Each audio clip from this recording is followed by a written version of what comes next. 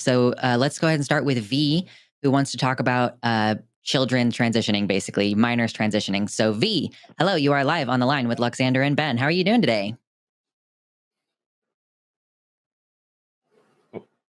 Hello? Hello. Yes, I can hear you. Oh, I didn't hear you say my name. My bad. Nope, it's all good. Yeah, so I just had a quick question. I was wondering if I could read it to you and then just go from there, if that's okay. Yeah, sure. Since Lay it out for us. Real quick, topic- can we confirm that this is meant to be? I think something might have gotten switched up. Did we get I don't think on this is. I don't think this is V. I think this might be. Caller, your name isn't V, is it? No. What is it Oh. supposed? Oh, okay. I think I It's figured it. Zach. You're Zach. Okay, this is fixed. Okay, sorry, Zach. We had an You issue still with want me to the. continue? Yeah, please. Yes. Please. Okay. One second, I'm gonna take a drink of water. All right. Given that adolescents' brains and identities are still developing, how can we ethically justify supporting medical interventions like hormone treatments and/or potential surgeries in minors, especially when some studies Zach. show that a certain. Oh, Yeah, Zach. Is medical care determinate? Like, is it based on somebody's stage of development? Do we just wait for people to be developmentally complete before we give them any medical care? no, not necessarily. Right. Okay. So what makes this different? I guess my concern would just be, are the recipients of this type of care, which would be children under the age of 18, are their brains Does that matter? developed? Does that matter, Zach? Do we withhold medical care from people because they're minors?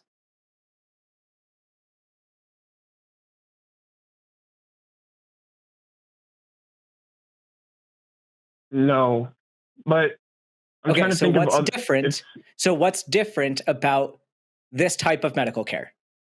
Why are you singling this one out as a reason that they should have completed development before they get this type of care?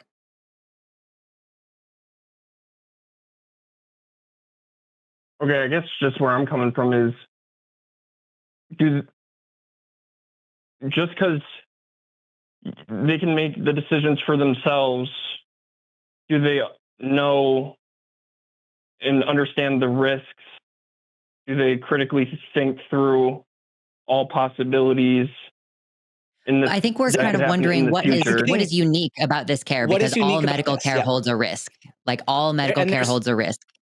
Yeah, and there are specific reasons why I'm asking you these questions. But is the risk of this care greater than other risks? Zach, do you understand? Okay, so here's why I'm asking a lot of these questions. Because this is a very nuanced topic. And I want to know, I want to get to the bottom of what your understanding is of what exactly goes into this care, but also what goes into someone's ability to consent to care and kind of the medical legal aspects of this, because it's more complicated, I think, than you're fully understanding. Can you tell me what criteria are involved in determining someone's eligibility for gender-affirming care as a minor? So like, describe to me the process as you understand it of how a minor gets gender-affirming care. And I'll just be upfront. I'm not like an expert on this. That's why I'm asking the question.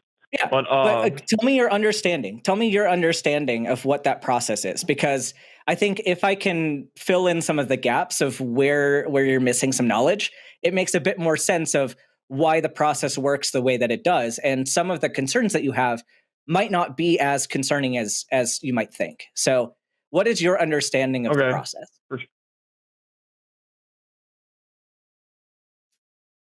A child brings up a concern or question that they may be struggling with, they probably seek psychological therapy, counseling, and they're probably evaluated. And depending on what criteria they meet, they prescribe them certain treatments, I'm guessing, and then you just kind of funnel it down until they qualify for those hormone treatments or puberty blockers, etc. I don't think every kid can just go get it. Yeah, you're right. They can't. Yeah. Yeah. So what's your understanding of who gets medical therapy or surgical therapy and who doesn't? Oh, I know it's rare for adolescents. Yeah. So specifically, I can delineate a little bit of this. I appreciate you giving an honest summary of your understanding of the issue. And you're right that not everybody gets these kinds of therapies. Pretty much if a child of any age comes to their parents and they say, hey, I believe that I'm trans or I'm non-binary, any of that stuff, the first step, if they're looking to do any kind of medical intervention, the first step is social transition and psychotherapy. Like those are pretty much standard across the board, any age that is appropriate, because those are reversible things and they're evidence-based for anything, even if you're not trans. You can go to psychotherapy and it's okay, even if you're not trans. Then what happens after that is dependent on their age of development. So super young children are really only going to qualify for social transition and psychotherapy. And then the whole goal is age-appropriate transition. So where your concerns are about, are they developed enough to make this decision? That actually does factor into what part of the transition process they have access to. And so as they get older, you can only start medications if you are in puberty, because there's no point in starting a puberty blocker if you're not already in puberty. It will do absolutely nothing for you. So by that point, usually on the earlier end, and these are medications we give at the earliest to people who have too early of puberty, even ages like 6 or 7, but that's not for trans indications. That's just for early puberty. But for trans kids, it's often on the earlier end, maybe age 8 or 9, probably on the later end, age like 11, 12, and beyond that, to start a puberty blocker. Which really doesn't block puberty. It doesn't prevent you from ever going through puberty. It just pauses it temporarily until you decide what the next route is that you're going to go down. When you're older than that, if you're going to do cross-sex hormone therapy, it is a very slow and gentle process. And oftentimes you're going to be on either, depending on which direction you're going, either a puberty blocker at the same time to kind of slow down your puberty and allow for an age-appropriate dosing of hormone therapy to be given to you. For example, if an adolescent, like trans man or trans masculine person, wants to suppress their periods, they might be on a birth control at the same time as testosterone, or they might be on a puberty blocker to suppress that because the dose of testosterone that you need to suppress it is really high, much higher than you'd get at that expected age. So it's a pretty delicate process of titrating those medications to be safe for their development. And there's a huge screening process to even be granted a puberty blocker or to be granted hormone replacement therapy. And then as far as surgical transition, that's really not an option until much later. Genital surgeries, you have to be over 18 to get. And top surgery is really the only one that you're going to see in adolescents. And that is usually age 15, 16, which in some states you do have the right to consent at that age. So as far as consent goes, that's a whole other topic as well that we can brush on. But those people oftentimes, if you're being prescribed a surgical method in kind of late adolescence, or even if you're getting hormone replacement therapy or puberty blockade earlier, these are not the kids that have like zero symptoms. Like, sure, you can be trans and not have gender dysphoria, but that's not criteria to get you medical therapy at this point in time. You have to have a significant amount of psychological and social distress in order to get this. So it's a very painstakingly slow and deliberate process to see who gets access to these medications. And oftentimes the kids that are getting them are the ones that are the highest risk. They've been inpatient for psych issues. They've had issues like in school with their family, etc. And so the only way to keep them safe in their everyday life is to go forward with these therapies. So there's a huge like wall of red tape that you have to cross in order to even be prescribed this. So I know I'm talking at you a lot because it's very complex, and I hope you're understanding the complexity of this. I'll stop here and see if you have any thoughts before I kind of touch on more of the consent issue. But what are your thoughts on that whole process? I understand from point A to point whatever the ending point for the whole process. You explained it well.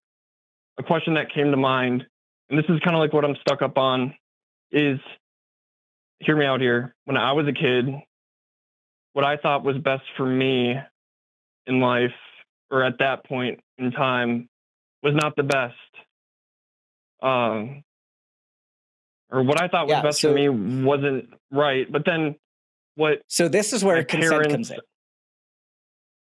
So this is where consent comes in, because it's not one person making the decision. So the difference between adult medical management and medical management of minors is the consent piece. And an adult can walk into any clinic that provides gender-affirming care, and they can say, I want this for my body. I know the risks and benefits. I'm going to do it. And we can just sign off and say, yep, here you go. Here's your meds. Or like, here's your surgery. Like, that's allowed for adults. That's point, not, or what I was trying to say. No, because I know where you're getting at with this. And I'm going to address it with this point. It's different for children because they cannot consent. You're getting at a point where minors don't know the best thing for them because their brains aren't fully developed. And so I'm addressing this point. No, that wasn't actually what I was going to say. What were you going to say? What I was saying is, that's why I mentioned, just hear me out here. Okay, so when I was an adolescent, what I thought was right for me at the time ended up not being correct or right. But then also when I was an adolescent, what my parents thought or people I looked up to thought was best for me during that point in time. Zach, this is why I'm trying to talk to you. This is why you should have just shut up and listened to me, because I'm addressing this exact point. So what I'm getting at with consent is because consent is not a unilateral process for minors. You are not allowed as a minor to say, I want this thing, give it to me medically. You're not allowed to do that unless there's a very rare chance that, like, if you're, again, like 15, 16, and you're in a state that allows for emancipation of minors, and sometimes if you're in a state where you're allowed emancipation for pregnancy, that's an exception that, can happen. But we're talking about trans people. You cannot unilaterally make that decision as a trans minor. You have to have parental consent, and you have to have the recommendation of usually not just one physician. You have to have, like, your primary care physician or whoever is the one trying to prescribe you this medication. You have to have your psychologist or psychiatrist sign off on this. And often a lot of states won't even allow for somebody with a master's degree to do it. They'll require a PhD in, like, psychology to do it for you. And oftentimes, depending on how old you are, you have to have a pediatric endocrinologist or an adolescent medicine specialist. So you have at least, like, at minimum 2 providers, if not 3 or 4, and your parents and the patient all sign off on this before it's done. So your argument of, well, kids can't make the right decision for themselves, that's irrelevant because they're not the only person making the decision. It is a whole team of people deciding what is the best course of action, what is going to be the least amount of harm done to this person. Yeah, and if I was allowed to finish, I was going to ask the question, who makes the decision for the adolescent? Is it just them? Yeah, and the that's what I parents, or just told. combination? And It's a combination of all of the above. Yeah. And so what the argument that is often, it's framed very poorly, and I think often so intentionally, is meant for you to think that minors are making these decisions on their own and that they're just being handed whatever they want. And that is inaccurate, because that does not happen. What the actuality is, it's just like any other medical complaint, which is why we started off the call the way that we did, because it's the same case where a patient goes to their clinic and they say, I'm having this issue. What do I do about it? And then it's not the patient just being handed whatever they want. It's, you have to still go through the whole process to make sure it's appropriate and that all of the steps are being taken. And that process is much more strict with minors. I understand that. You explained it well. But so what's your hesitation still? My hesitation? Yeah, why do you say but? If you understand what Ben just said, why do you say but? I'm curious. Yeah. Oh, it was just like a tick thing. Sure. Okay. Now I forgot what I was going to say. But I feel like, and I didn't mean to come off as like, I don't know if you guys think I'm like trying to troll or something, but I'm like genuinely curious. I didn't mean to like upset you guys by asking this question. That's all. No, I think you're being honest, but I think there's an issue within society of, like, there's a lot of Dunning-Kruger going around right now, and I apologize if I come across as very blunt, because there are a lot of people that don't know what they're talking about, and they will come across as the most confident person in the room, and they will pretend like they are experts better than anybody else. And I've like, it's burnt me out a little bit, but it's a thing where I'll tell you right now, I'm the not commonplace arguments are not accurately presenting the information, and people overly simplify a very complex and nuanced topic. And instead of referring to the experts and instead of looking into this more and becoming informed, they pretend like the issue is just as simple as they think it is. So I appreciate the fact that you've been open to listening and that you haven't been as combative as some other people. But that's kind of where maybe like some of my bias is thrown in. I'm worried that it's going to turn into a fight like those other ones. So I apologize for my end of that. And then can I ask one more question? Yeah. Real quick. So is this the process that you just explained that's complex and takes time, expertise, and careful consideration?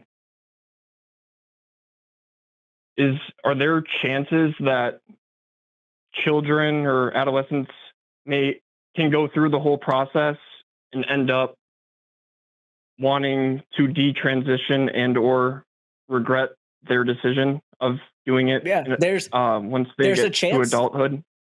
There's a chance of that with literally any medical treatment ever.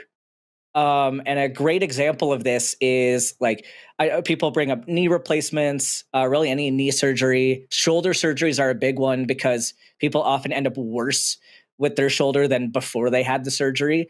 Another one is surgeries for prostate cancer. There are a lot of people that would rather have prostate cancer than have had a surgery because it impacts their sexual health and really reduces their quality of life. Another big one is pregnancy. Pregnancy regret rates are incredibly high, especially in states that do not allow for contraception and don't allow for abortion. And emergency C-sections, of course, are very, very high regret rates I see varying statistics between like 30% and 60%, depending on what paper you look at. But that's a very traumatic experience for a lot of people. So if people want to say that regret rate is a reason to prevent people from getting access to care, then you have to look at the other thing and say, should we just ban pregnancy? Should we ban knee surgeries? Should we not allow other medical therapies to be done? Because there is a chance that people could regret it, but the rate of regret for trans people is so much lower than any of the examples I gave. And it's so much lower than most medical therapies we're giving for any other medical condition. The evidence is so heavily stacked in favor of trans people, and it's very rare. like it's very rare that different disciplines of medicine will agree on things.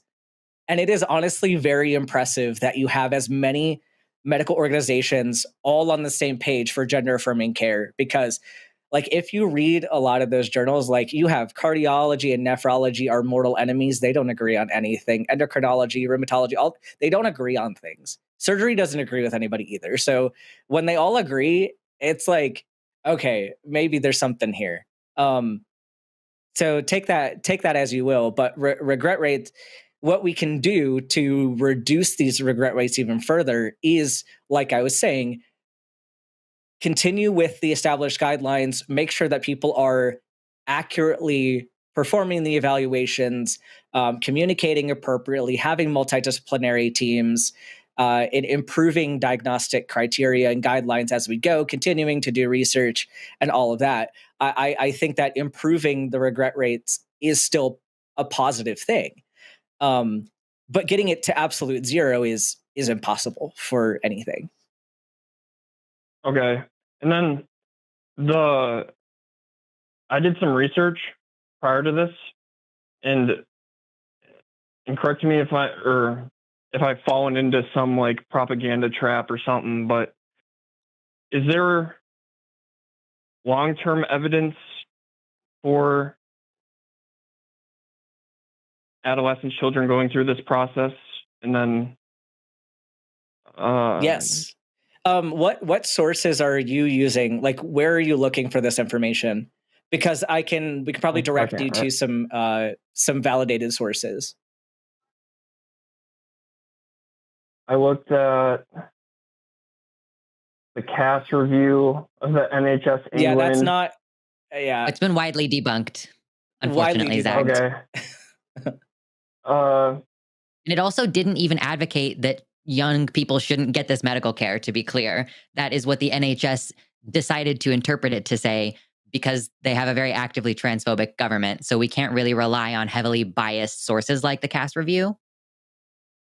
Okay. Because I think didn't the England court just define what a woman was, I think, recently? Yeah, thanks, Joanne Rowling, for ruining every trans person's life in your country. Yeah. Isn't that great? We love that. Yeah. So many people I care about are fucked now. Yeah, and decisions of a government are not necessarily reflective of evidence-based practice, right? Because there's a lot of lobbying that happens. Yeah, and you can look especially at in this our case, country right now. A lot like of RFK lobbying trying to get rid of fucking fluoridated water. Like, yeah, that's not based on evidence. Like, I would recommend going to and you can go to multiple different countries. The issue is sometimes you might have paywalls to get into the actual studies, but look at the guidelines for the American Association of American College. I can't remember which one it is, of endocrinology. I know, like, there's the mix of the colleges and the academies, but for endocrinology, pediatric endocrinology, you can look at adolescent and child psychiatry. Those are all great ones to go with. The American Association or American Academy of Pediatrics, not the American College of. Do not go to the American College of Pediatrics. That is one college you should not go to. The American Academy of Pediatrics, and the other ones that I mentioned, they will have up-to-date guidelines, and they update them as new information comes out. And so that is the most up-to-date information that has the actual clinical guidelines of how diagnosis is made, how it is determined that someone meets criteria to undergo certain management, exactly how to administer said management, and all of that. It's very clearly laid out, very, very detailed. So if you and they cite all of their sources.